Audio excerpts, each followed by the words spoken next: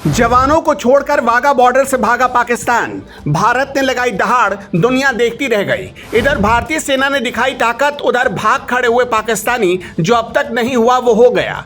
पाकिस्तान ने जो बनाया भारत ने एक दिन में ही मिट्टी में मिलाया। कंगाल पाकिस्तान अब 100% करेगा सरेंडर। इधर सभी का ध्यान अतीक अहमद के एनकाउंटर पर था, उधर वाघा बॉर्डर से पाकिस्तान भाग खड़ा हुआ। भारतीय जवानों ने अपनी ऐसी ताकत दिखाई कि पाकिस्तान की सेना की बोलती बंद हो गई। यही होता है शेर और गीदड़ में अंतर। शेर कहीं भी रहे पर उसकी दहाड़ में कोई कमी नहीं होती, चाहे जंगल में रहे या फिर शहर में। लेकिन गीदड़ शेर की एक दहाड़ से भाग खड़ा होता है। आज वाघा बॉर्डर पर भारतीय सैनिकों का हर एक भारतीय पूरी ताकत के साथ हौसला बढ़ा रहा है। लेकिन भुखमरी से मर रहे पाकिस्तान के लोगों ने वाघा बॉर्डर से भागने का फैसला किया है। यानी पाकिस्तान की कंगाली का असर वाघा बॉर्डर पर भी दिखने लगा है।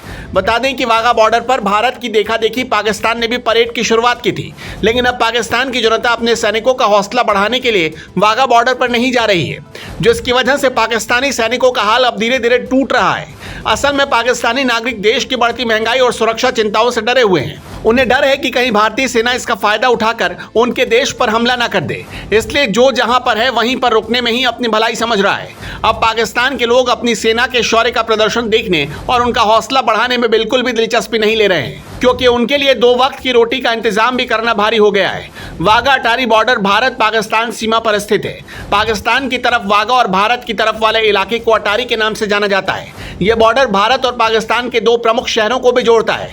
इस सीमा पर हर दिन फ्लैग होस्टिंग सेरेमनी का आयोजन किया जाता है, जिसमें पाकिस्तान की तरफ से रेंजर्स और भारत की तरफ से बीएसएफ के जवान हिस्सा लेते हैं। इस सेरेमनी को देखने के लिए दोनों देशों ने एक स्टेडियम का निर्माण करवा रखा है। अब भारत की तरफ से लोग बराबर पहुंच रहे हैं, अपने जवानों का हौसला बढ़ा रहे हैं, लेकिन पाकिस्तान के लोग अब वाघा बॉर्डर पर नहीं पहुंच रहे हैं। इसलिए दर्शकों की कम संख्या का असर पाकिस्तानी रेंजर्स के मनोबल पर पड़ रहा है। भारतीय दर्शकों के प्रचंड शोर के सामने पाकिस्तानी दर्शकों की आवाज दब जाती है। मतलब अब दुनिया के सामने पाकिस्तान ने जो इज्जत कमाई थी वो मिट्टी में मिल चुकी है। लेकिन अपनी तंगहाली से परेशान पाकिस्तान की अकड़ कम होने का नाम नहीं ले रही। इसलिए भारत ने भी पाकिस्तान को सबक सिखाने का ऐसा प्लान बनाया जो अब सांस लेते हुए भी भारत को याद करेगा। मौजूदा समय में पाकिस्तान की अकड़ को तोड़ने के लिए भारतीय सेना लगातार अपनी ताकत बढ़ा रही है। सूत्रों के मुताबिक लंबी दूरी तक मार करने वाले हथियार खतरनाक ड्रोन को सेना में बढ़ाया जा रहा है। खबरों की माने तो जो ड्रोन भारत खरीद रहा उसका नाम कामकाजी ड्रोन है। बता दें कि यह ड्रोन बहुत खतरनाक होता है। इसे आत्मघाती ड्रोन कहते हैं। यह अपने टारगेट से टकराकर फट जाता है। इससे हमले के 100% सफल रहने की संभावना रहती है।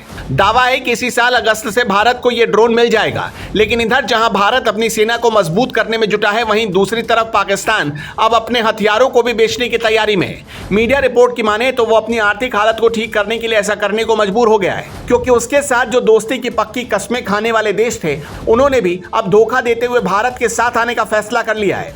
यानी पाकिस्तान पहले ही अपनी खराब नीतियों की वजह से अंदर से टूट चुका था, लेकिन अब भारत ने उसे बाहर से भी तोड़कर रख दिया है। Bureau report.